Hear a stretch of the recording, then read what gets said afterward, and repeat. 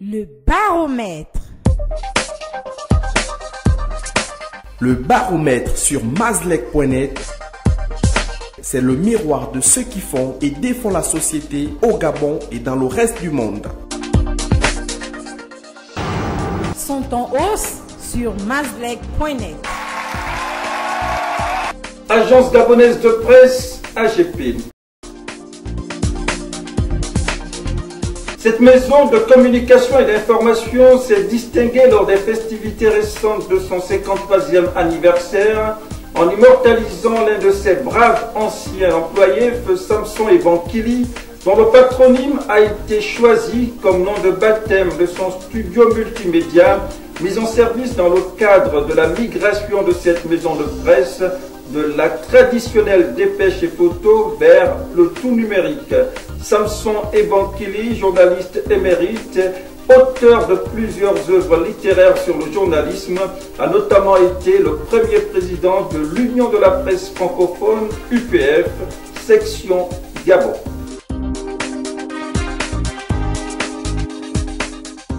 Également en hausse.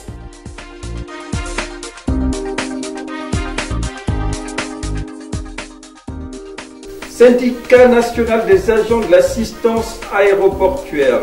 Remonter contre les pratiques à rebours du droit gabonais dans lesquelles semble devenir coutumier du fait. Le directeur général de Handling Partenaire Gabon HPG, Fabien Flavier, ces derniers ont décidé de lester en justice pour licenciement abusif et calomnie. Notons qu'en dépit de l'opposition écrite de l'inspection du travail, Fabien Flavier, directeur général de HPG, s'est obstiné à licencier plus d'une dizaine de son personnel en restant par ailleurs sourd à des injonctions ministérielles de les rétablir dans leurs droits pour vice de procédure. Enfin, en hausse.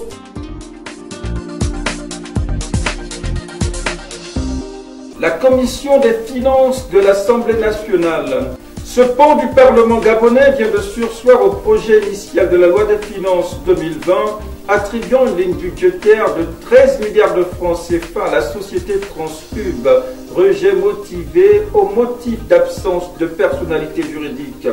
13 milliards curieusement accordés à une entité sans personnalité juridique, sans siège social ni base technique, contre 0 PECOP, tenez-vous bien, à la Société gabonaise des transports Sogatra, dont la remise en service nécessite pourtant et seulement un peu plus d'1 milliard de nos francs.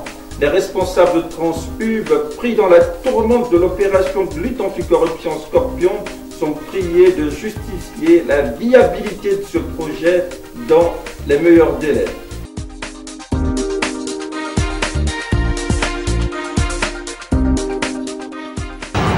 Sont en baisse sur mazlek.net. Bruno Minko Mingwa, directeur général de la Société gabonaise des transports Sogatra. Nommé campé tant par le personnel que par ses collaborateurs comme un piètre manager émergeant dans le trafic d'influence et la gestion épicière de cette administration publique. Au nombre de ces accusateurs, l'on peut notamment citer l'ancien président du conseil d'administration Alexandre Désiré Tapoyo et les syndicats maison qui dénoncent notamment une auto-appropriation par ce dernier de 3 bus offerts par un partenaire français à l'État gabonais et dont les cartes grises porteraient curieusement le nom de Bruno Minko Mingwa en lieu et place de la Société gabonaise des transports Sogatra. Également en baisse. Justin Doudangoy, député du 2e arrondissement de Franceville.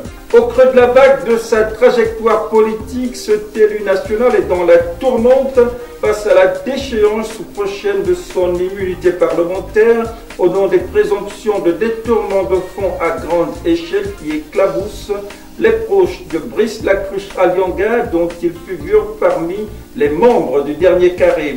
affaire suscitée par le déclenchement de l'opération de lutte anticorruption Scorpion et qui, de l'avis de nombreux observateurs, devrait être sanctionnée par la mise sous mandat de dépôt de Justin Bundangoy avant son transfert à la prison centrale de Libreville où séjournent déjà 19 de ses comparses, membres de la nébuleuse AGEV.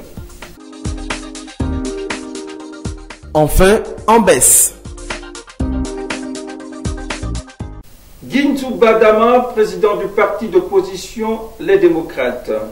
Son appel de Mouila à la formation d'un gouvernement de salut national lui vaut une volée de bois vert sur fond de dénonciation de vol de conscience. Zouba Dama, ancien hiérarque du Parti démocratique gabonais, le PDG au pouvoir, et dont la conversion dans l'opposition suscite des doutes persistants, semble bien vouloir revenir à ses premières amours en volant au secours du régime chancelant émergent. Un acte de cécité politique qui exclut curieusement toute préoccupation populaire, notamment la mise en place d'une constituante pour repartir sur de nouvelles bases, à défaut de s'offrir le départ sans condition du système Bongo, comptable de tous les maux dont souffre le Gabon depuis 52 ans.